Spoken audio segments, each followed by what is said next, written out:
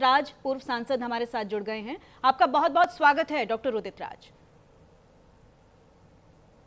ये जो फैसला अभी, आप खुद को प्लीज अनम्यूट कीजिएगा सर। डॉक्टर उदित राज, आपने एक बहुत लंबी लड़ाई लड़ी है, आप अक्सर दलितों के लिए, अल्पसंख्यकों के लिए बोलते रहे हैं। आज ये सुप्रीम कोर्ट की तरफ से जो बात कही गई है, इस पर आपकी टिप्पणी मैं चाहूंगी। सबसे पहले एक इंटेंट शब्द पर जोर दिया गया है कि इंटेंशन बहुत जरूरी है, ऐसे ही गाली देना, गाली गलौज करना अपराध की श्रेणी में नहीं आएगा SC/ST एक्ट के तहत। देखिए, प्रथम दृष्टया तो मैं मानता हूं कि तमाम सारे कानूनों का दुरुपयोग 2%, 5%, 10% होता है, लेकिन SC/ST एक्ट के बारे में ही सुप्रीम कोर्ट क्यों इस तरह का जजमेंट देता है कि उसको कमजोर किया जाता है। 2018 में एक जजमेंट आया था जिसमें कहा गया था कि जब तक SP का परमिशन न हो तब तक जमानत नहीं मिलेगी, नहीं, तब तक केस भी दर्ज नहीं होगा SC/ST एक्ट में। तो भारत बंद हुआ था, फिर संसद में संशोधन किया गया था। एक दृष्टांत तो है। दूसरा यह है कि अनुसूचित जाति आयोग है, अनुसूचित जनजाति आयोग, जो वारंट करके सेक्रेटरी गवर्नमेंट ऑफ इंडिया या अधिकारियों को बुला करके सवाल जवाब करने के मामले में वहां भी हस्तक्षेप सुप्रीम कोर्ट ने कहा कि उन अधिकारियों को बुलाने का अधिकार नहीं है। ये दूसरी बात है। तीसरी बात यह है कि अक्सर यह देखा जाता है कि SC/ST का जब मामला होता तो उस कानून को डाइल्यूट करने की कोशिश किया जाता है, लेकिन मैं दूसरे तरफ देखता हूँ, जैसे छेड़खानी का है, रेप का है जी। तो छेड़खानी का है, अगर अकेले महिला जाकर के आरोप लगा दे तो वो जेल में चला जाएगा आदमी। दहेज वाले मामले में क्या होता है जी। एक तरफा बयान हो जाए, जेल चला जाए। तो भाई ऐसा है कि दुरुपयोग तो वहां भी होता है। हनी ट्रैप के कितने मामले हैं, दुरुपयोग तो आज इस समय तो भयंकर रूप से हो रहा है। और देखिए, राजनीतिक लोग डरते हैं, बोलते नहीं, और लोग भी डरते हैं, बोलते नहीं। सच्चाई यह है कि कोई अधिकारी अगर पुरुष है तो कोई महिला अगर उससे मिलने जाए, या कोई मंत्री है या MP है जी, तो ये मैं आपको बता रहा हूं कि कोई न कोई पुरुष को या महिला को बुला के बैठा लेते हैं, तब मिलते हैं। कई जगहों पे ऐसा हो रहा है, इसमें महिलाओं का ही नुकसान हो रहा है कि चाहे वो बिजनेस डॉक्टर उदित राज, आप ये मानते हैं जो ये मिसयूज को लेकर बहस छिड़ गई है, ये जो असल अत्याचार होते हैं उसकी जो सीरियसनेस है उसको कहीं ना कहीं कम कर देती है? तो भाई मिसयूज तो बहुत ज्यादा और कानूनों में हो रहा। तो सुप्रीम कोर्ट SC/ST के लिए जो कानून बने उसी के पीछे क्यों पड़ा हुआ है? आपको लगता है 2018 में किया इससे कमजोर होगा तो कानून? इससे बहुत कमजोर हो जाएगा। तो औरों के पीछे क्यों नहीं? एक नजर से देखें, मैं नहीं कहता हूं, मैं ये नहीं कहता कि दुरुपयोग नहीं होता, लेकिन सबसे ज्यादा दुरुपयोग रेप में होता है। मैं ऐसे ऐसे केसेस जानता हूं कि पेशा बना रखा है लोगों ने, एक नहीं बहुत लोगों ने। और ऐसा ऐसा भी जानता हूं कि पैसा ऐंठने के लिए, हनी ट्रैप के लिए, या ऐसे चिल्ला देना कि मुझे छेड़खानी हो रही है, जी। तो वहां भी तो दुरुपयोग हो रहा भाई। दहेज में मतलब है कि परिवार के लोग चाहे विदेश में हैं, अब तो थोड़ा बहुत जजमेंट आए तो फर्क पड़ा, वरना तो उनकी फौरन गिरफ्तारी होती थी, तो वो भी दुरुपयोग होता था। तो दुरुपयोग क्या केवल SC/ST एक्ट का अगर मान ली किसी कुछ जगहों पे होता, मैं नहीं कहता हूं। देखिए, मैं I am very fair about it. तो लेकिन इसी के पीछे क्यों? अनुसूचित जाति आयोग को एक ताकत दी गई संविधान में कि अथॉरिटी को बुला सकते हैं, उसको बार बार सुप्रीम कोर्ट ने डाइल्यूट किया है।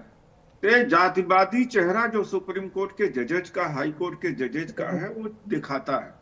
लेकिन अगर किसी कानून का दुरुपयोग होता है तो उसमें फेरबदल करने की गुंजाइश तो रहती है ना, उसमें बहुत सारी चीजें एड ऑन की जा सकती हैं, डिडक्ट की जा सकती हैं, ये सब चीजें तो रहती हैं ना सर। मैं यह कहना चाहता हूँ कि दुरुपयोग तो और कानूनों में बहुत हो रहा है, यस लेकिन सर। हमारे पीछे क्या है, एक बात है, SC ST आयोग का मामला है। क्या हुआ कि उनको दंत विहीन कर दिया है, उनका दांती बिल्कुल। तोड़ दिया है SC ST एक्ट का।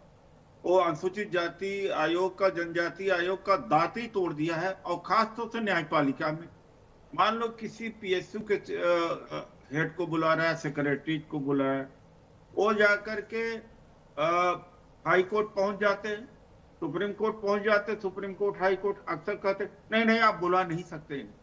तो भैया अनुसूचित जाति आयोग, ST आयोग बना किस लिए है? तो ये न्यायपालिका अन्यायपालिका का काम करती है बहुत मामलों में, कई बार, और आरक्षण के मामलों में भी कई बड़ा बार ही जो डाइल्यूट। डॉक्टर उदित राज, कई बार जो विक्टिम होता है उसकी जो पोजीशनिंग होती है वही अपने आप में बहुत इंपॉर्टेंट होती है। बाकी चीजें तो बाद में आती हैं, लेकिन जिस जगह से, जिस तबके से वो आता है, जिस बैकग्राउंड से वो आता है, वही उसको अपने आप में वल्नरेबल बनाता है, अपने आप में उसको विक्टिम की तरह देखने लग जाते हैं लोग। तो ये जो ये फैसला आया है, इसको लेकर आपको क्या लगता है कि ये विक्टिमाइजेशन ऑफ विक्टिम जैसा है क्या? देखिए ऐसा है कि अ, एक तरह से कह भी सकते हैं और नहीं भी कह सकते हैं, कह भी सकते हैं। देखिए साउथ एशिया एक कल्चर है। साउथ एशियन में चाहे पाकिस्तान हो, चाहे श्रीलंका हो, चाहे बांग्लादेश हो, नेपाल और भारत हो, यहाँ अ, चारित्रिक जो एक नैतिकता का अभाव है और झूठे लोग हैं। मैं मानता हूं कि झूठे लोग हैं और झूठ चलता है। इस देश के तो प्राइम मिनिस्टर दिन भर झूठ बोल रहे हैं और झूठ पर झूठ बोलते जा रहे हैं। तो फिर आम आदमी क्यों नहीं झूठ बोलेगा? तो नैतिकता का जो निर्माण होता है वो निर्माण ऊपर से होता है। आज के समय में है कि झूठ बोल करके लेकिन आदमी सिस्टम उसी निकल को तो जाता है। ट्रांसपेरेंसी की तरफ ले जाने की बात कह रहा है ना, कि अगर इस तरीके के फैसले आते हैं तो वो ट्रांसपेरेंट होगा, चीजें जिस आदमी को उस चीज का खामियाजा भुगतना चाहिए वो भुगतेगा। भाई मैं मान लो आपसे सहमत होता हूं, लेकिन जब दूसरे तरफ मैं ये कहता हूं कि अनुसूचित जाति आयोग को क्यों कमजोर कर दिया, जनजाति के आयोग को क्यों कमजोर किया, महिलाएं जो आजकल डर की वजह से कोई मिल नहीं रहा है, बिजनेस व्यापार कम हो गया है।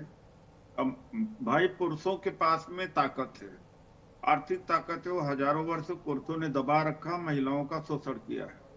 आज इंटरेक्शन नहीं है तो न बिजनेस में साथ हो सकते हैं, न सेवाओं में साथ हो सकते हैं।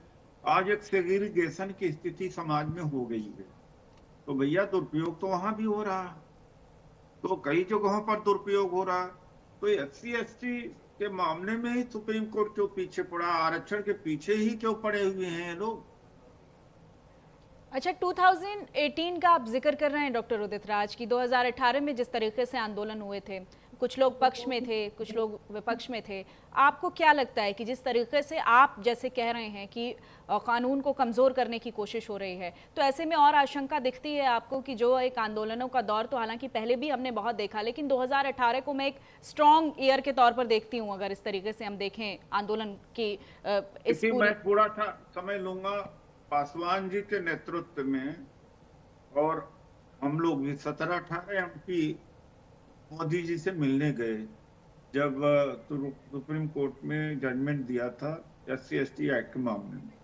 तो मोदी जी से कहा कि ठीक है, बड़ा हलचल है समाज में। एक डेलीगेशन के रूप में और भी MP थे, रामदास अठावले जी भी थे, पासवान जी भी थे, मैं भी था। तो चलते वक्त पासवान जी ने मोदी जी से पूछा कि हम बाहर जाकर के क्या स्टेटमेंट दें। तो मोदी जी ने कहा कोई जरूरत नहीं है। मोदी जी ने बड़ा हल्के में लिया था, मेरा ख्याल 20 मार्च या 22 मार्च की बात है, और वो मामला इतना तूल पकड़ा कि 2 अप्रैल 2018 को भयंकर बवाल हो गया। 7-8 लोग तो वहां ग्वालियर में मार दिए गए, मर्डर हो गया। दूसरे तरफ भी एक मर्डर हुआ और भारत बंद बड़ा सक्सेसफुल रहा। तब जाकर के यही संसद को मजबूर हो। ठीक है, मेरे पास वक्त की कमी है सर, आपने हमें समय दिया doctor Udit Raj. Thank you so much हमारे साथ जुड़ने के लिए, बहुत बहुत शुक्रिया आपका। और इसी बीच एक बड़ी अपडेट मिल रही है, बड़ी जानकारी का हम रुख करेंगे।